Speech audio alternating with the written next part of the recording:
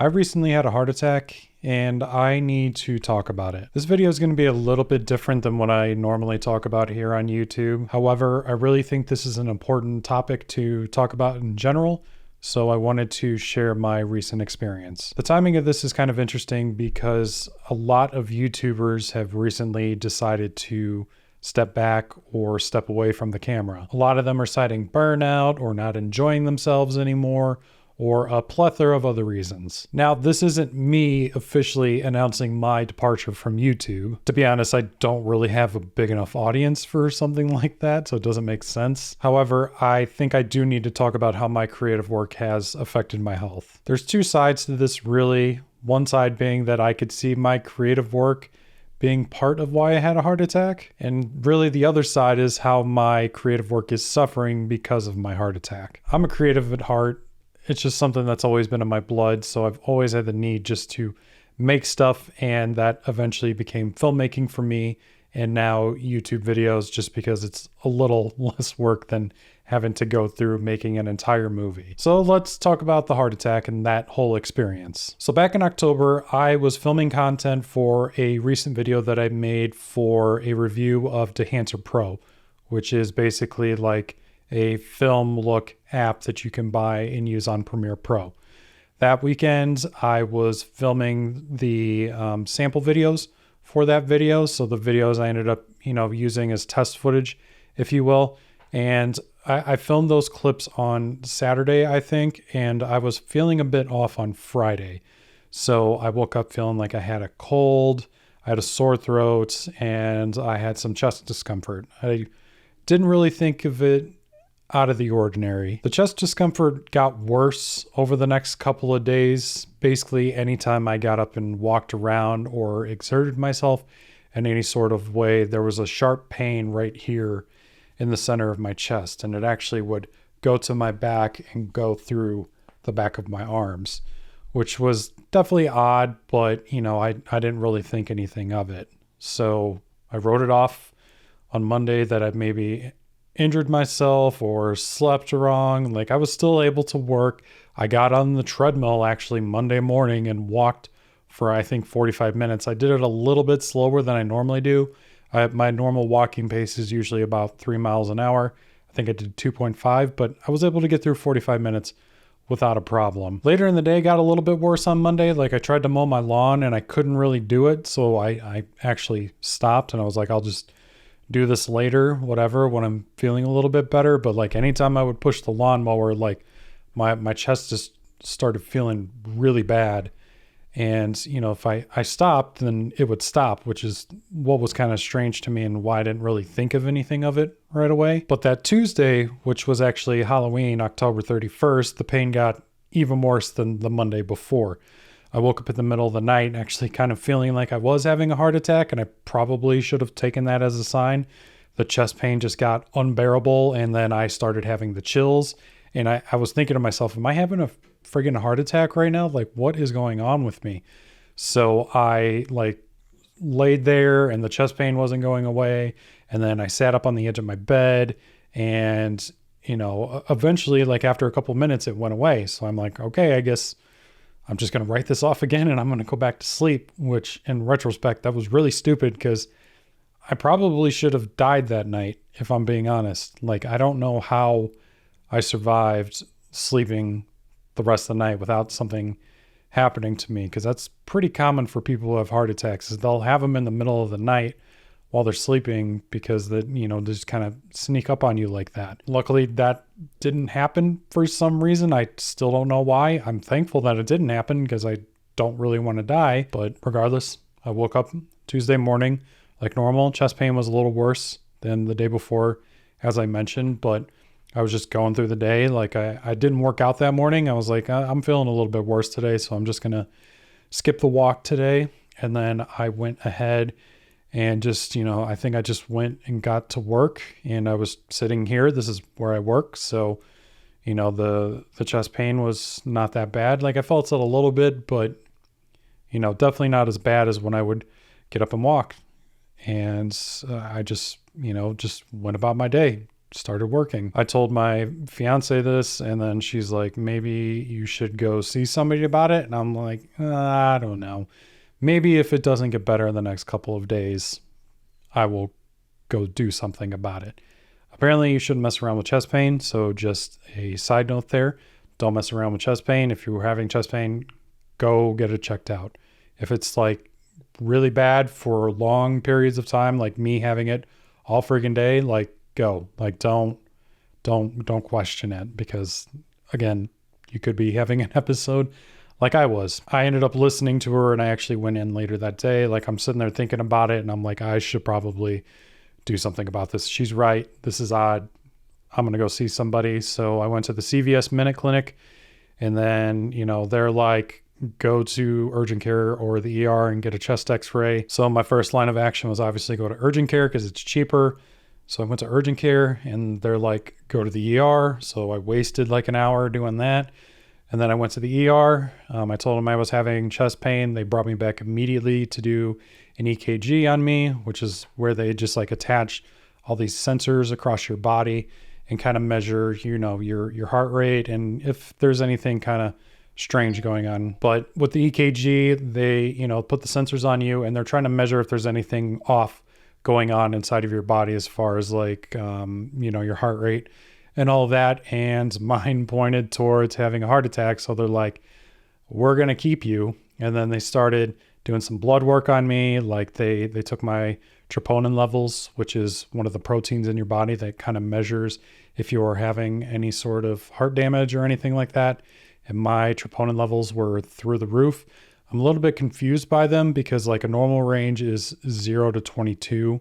Whatever unit of measurement they use to measure it, 0 to 22.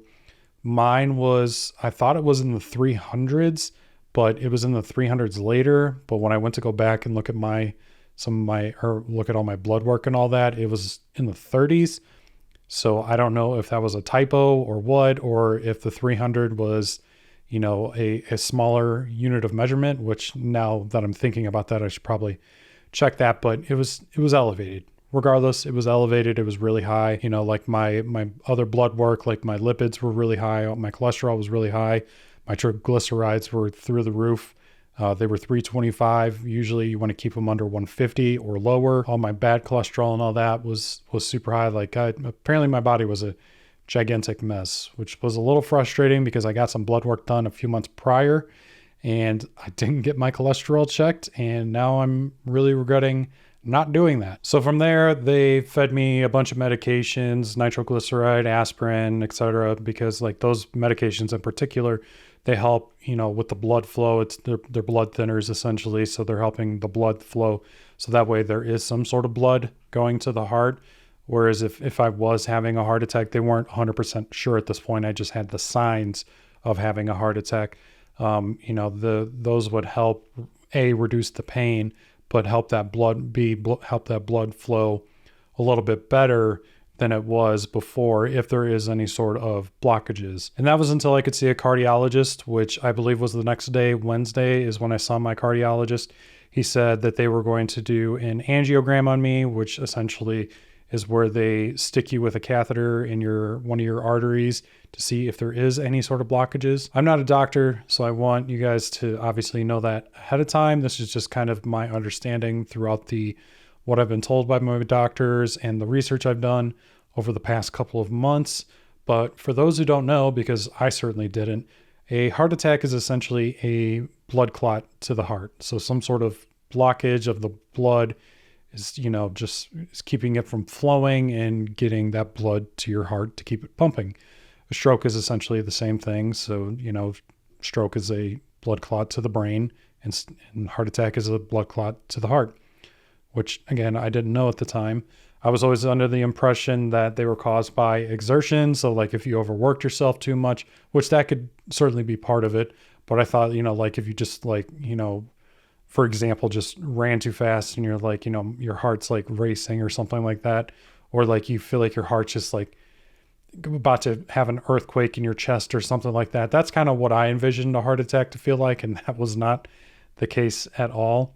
I mean, like I said, their exertion and high blood pressure and all that is certainly part of it. But it's not what I had the impression of. So going back to my cardiologist, he said he was going to perform this procedure on me, the angiogram, on Thursday. This is Wednesday when it was happening. So apparently they didn't think that it was something they needed to hugely rush into, which was a little comforting, I guess. I don't know if that's just because they just couldn't get me in that day, or if they're just, like I said, it just wasn't as urgent as I thought it was. Cause I'd heard from people like the director, Kevin Smith, who had a heart attack similar to mine. They got him, he had the surgery, the angiogram and the angioplasty all in the same night. So obviously that was an emergency for him. I waited 2 days in the hospital before I got mine done. So I guess that was a positive. Regardless, going back, he said it was going to be Thursday when I'd have this procedure done. So Wednesday, I basically sat in the hospital all day. Here's a photo of me being stupid, doing more content creation from my hospital bed. No, I did not want to look cool for the camera, but I had broken my glasses the first night that I was in there. So I wore my prescription sunglasses so I could at least see and not have to mess around with my other glasses because they were taped and they constantly just kept falling apart. As I learned pretty quickly, overnights in the hospital are pretty awful. You basically don't sleep. The nurses are checking your vitals pretty much once an hour, drawing blood or doing something else. So, you're constantly being woken up every hour overnight on top of being checked up on during the day. So that was, I don't want to say frustrating, but obviously they have to do what they have to do. But, I didn't really get any great sleep, and I was just kind of depressed while I was in there. So I didn't really do much. But yeah, it was kind of miserable all those nights that I was there. I was also pretty weak with everything going on. Like I couldn't move very fast or anything like that. I had a cardiac rehab nurse come in every day, and she would walk me, do some laps with me throughout the floor that we were on. So that way I was getting some kind of movement. Then Thursday rolled around, which was Judgment Day. So my angiogram was supposed to be scheduled at 4 p.m., but it got moved up to 11, which was a little concerning to me. But I thought maybe that they just happened to have an opening or something, or I guess maybe, God forbid, that the urgency of this came a little bit quicker. But regardless, I went from 4 p.m. to 11, which was fine with me because they told me that the recovery from this was going to be a few hours and I wouldn't be able to move. So it's like, okay, let's just get it out the way, I guess. So they rolled my hospital bed to the surgical room. They inserted me with twilight drugs, which is fentanyl and something else. So I basically wouldn't feel any pain from the catheters and all that.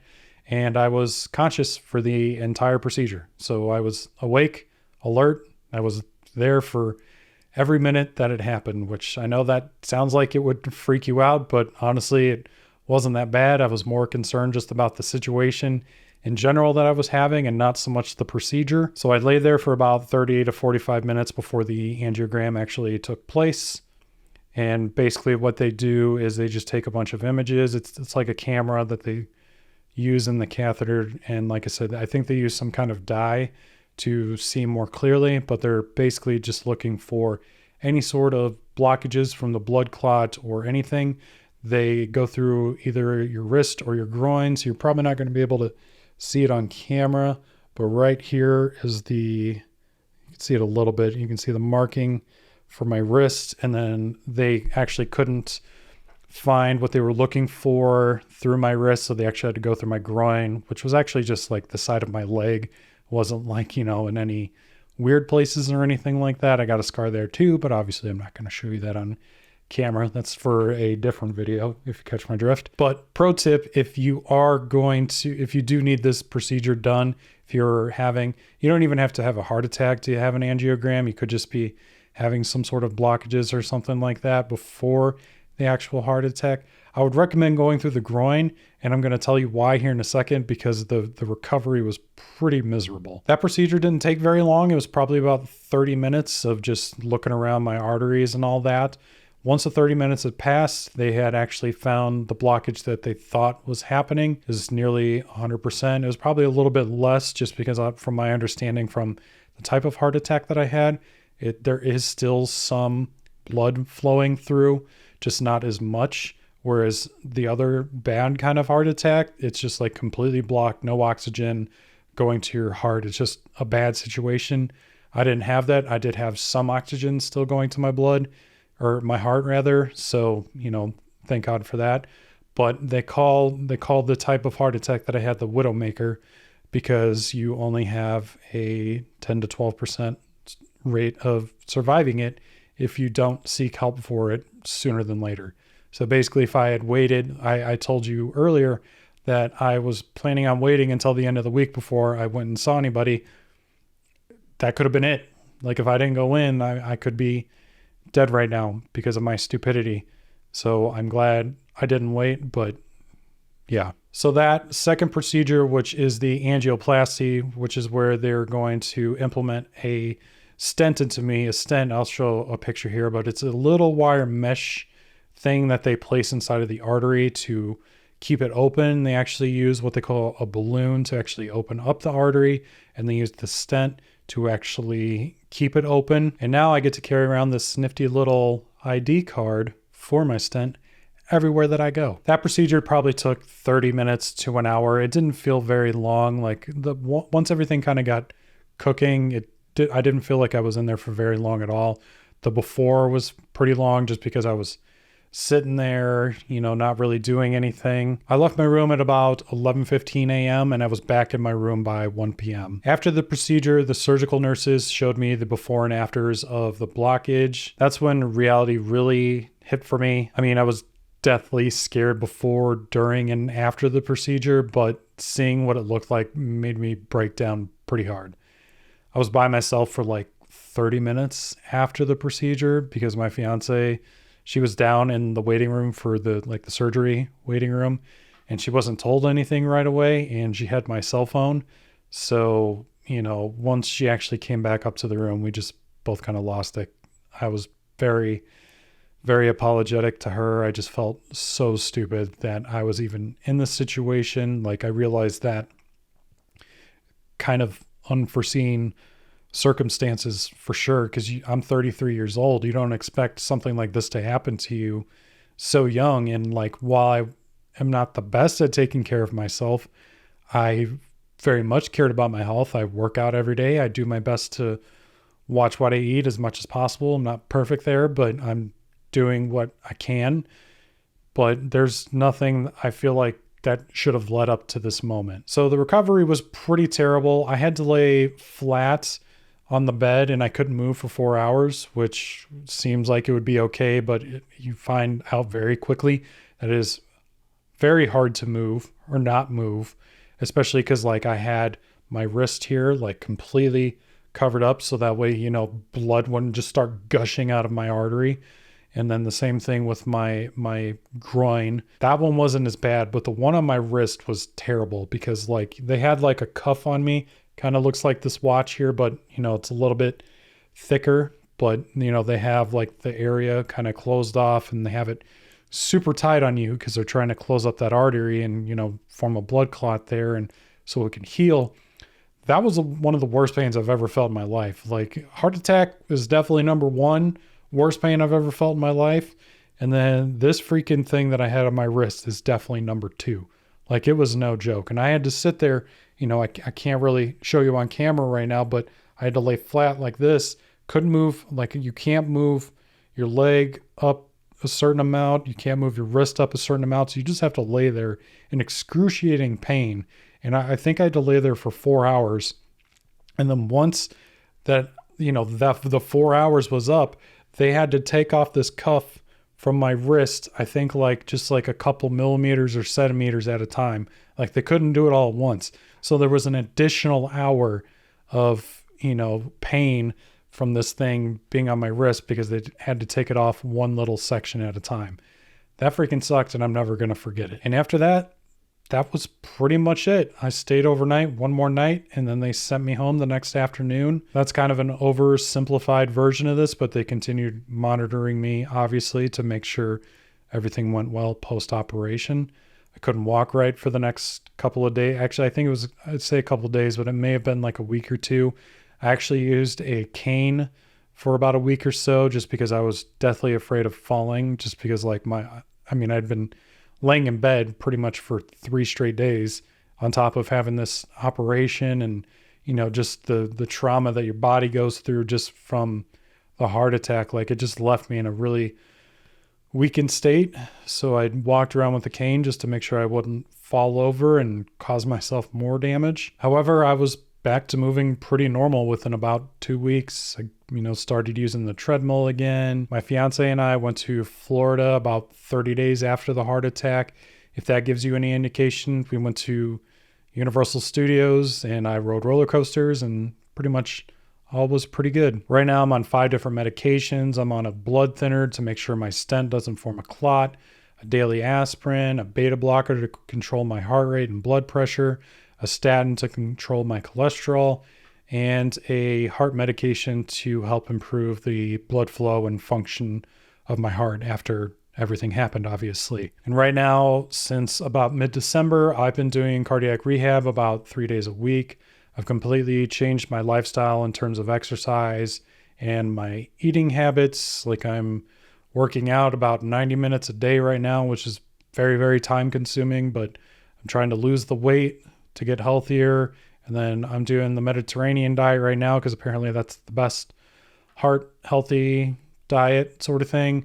I was a little afraid of it, but honestly, it hasn't really been that too difficult of a change. I'm playing the recovery game and it seems to be doing pretty well. So that was my experience having a heart attack. But the very important question is that you might be asking yourself is, why the heck did I have a heart attack? I'm 33 years old. Yes, to some that may be ancient, but heart attacks are more common in people 50 years or older. One thing I've been continuously hearing throughout this entire process is, you are so young. Well, if I'm so young, then why did this happen? I had mentioned before that a heart attack is a blood clot to the heart. Basically, cholesterol can build up in your arteries and form plaque, which then can form a blockage. However, regular plaque buildup takes years and years and years to form in your arteries. There's obviously other factors like age, race, gender, and genetics that play a big role. Overall, like I was talking about before, my risk should have been pretty low. My doctors are trying to pin this on genetics, but I don't really have a family history of heart disease. Like I said, my diet wasn't perfect before, but I was pretty conscious of what I was eating, and I was also exercising 5 days a week. So what happened? I don't think I'm ever going to know 100% what happened, because that's just how things are in the medical game. Like, I have a bunch of other weird conditions. Like, I have this incurable skin condition that I've been living with since I was 16. And then back in 2020, I contracted this lung infection that is just so not very, it's common in the Midwest, but it's just not very common to get it all. So I'm very good at contracting just weird health conditions. But throughout this process, I've learned quite a bit on what is likely the most logical explanation. Like I said before, a heart attack is likely to form from a blood clot, which can come from that cholesterol buildup. That buildup can cause an artery to close, but that takes a very, very long time. However, that cholesterol buildup can rupture at any point and form the blood clot. I think this is the conclusion that makes the most sense.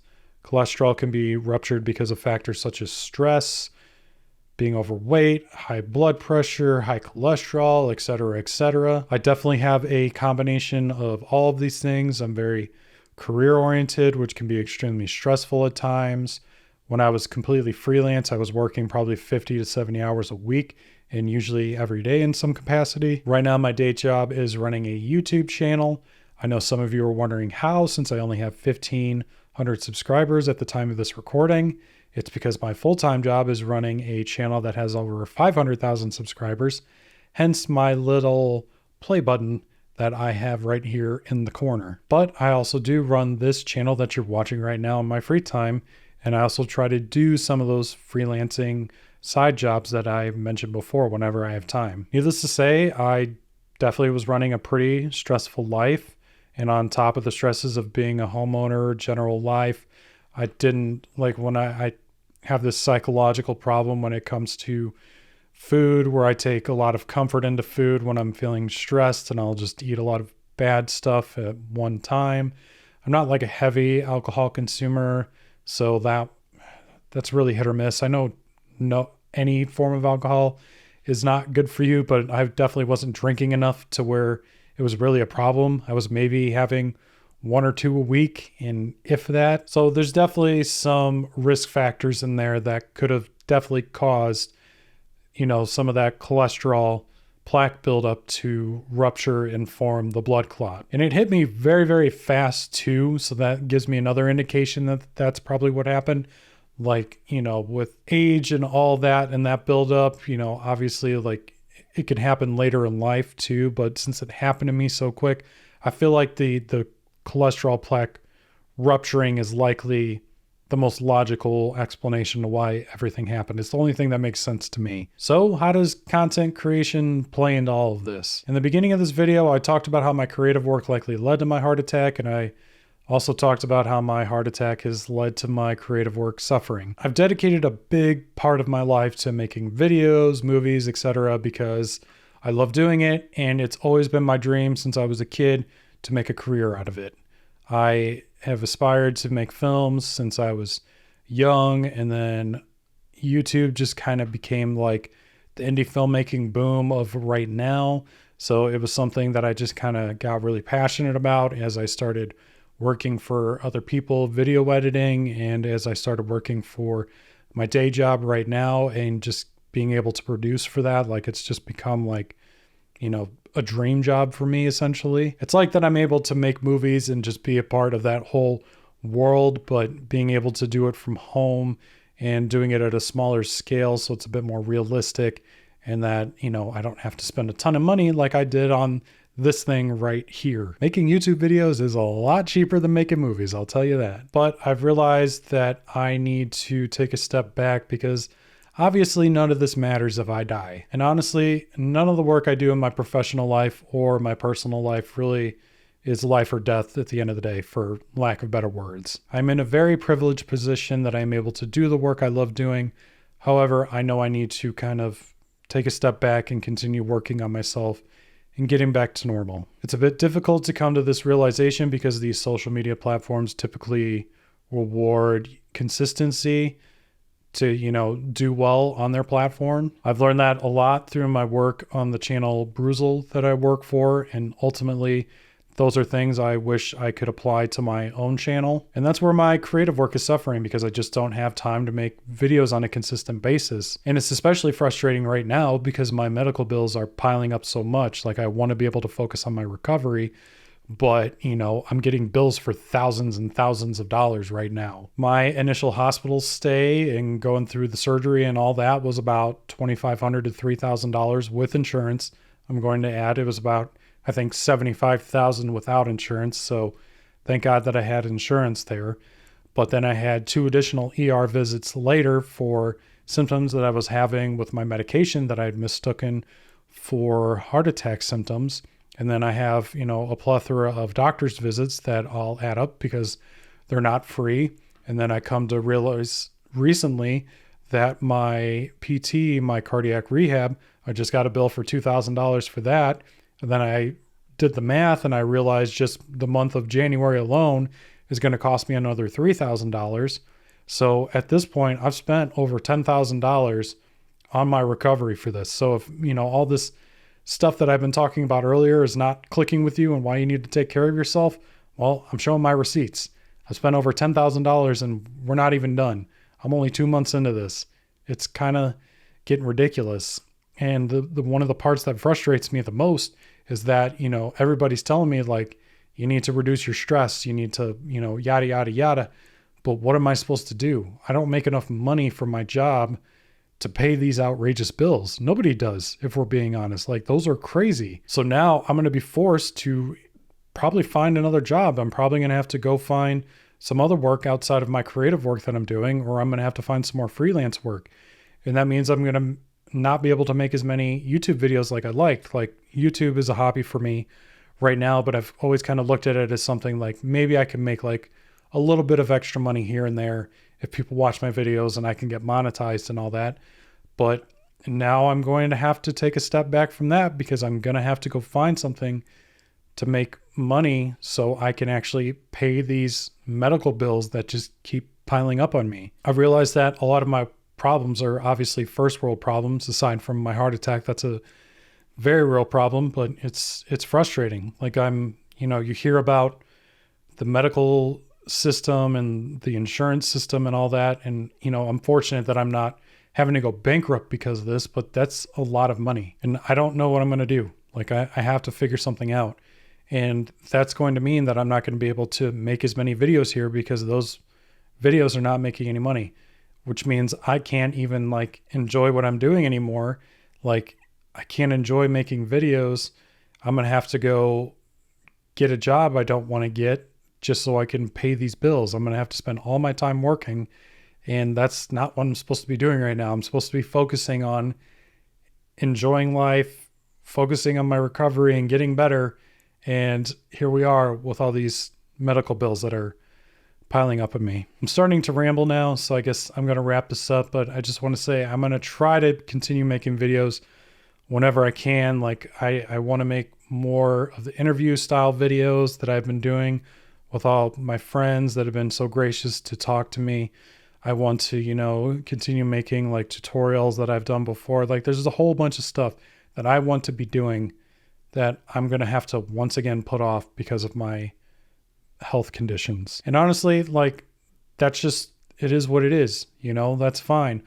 All of these thoughts are my own, and no one is really pushing me one way or another. Nobody's forcing me to make videos. Nobody's asking me to make videos, although I feel like I'm getting to a point where people are really starting to enjoy my content. I realize that, YouTube is what it is, and people have their own thoughts about content creators complaining and yada yada, but this is something that I really wanted to do, and now I'm not going to be able to do it as much because of these circumstances. So I guess this is a long-winded way of me trying to tell you to take care of yourself, because I know from firsthand experience that when you have a dream like I do, or you're wanting to do something, you are willing to run yourself ragged to make it happen. And that's exactly what I did.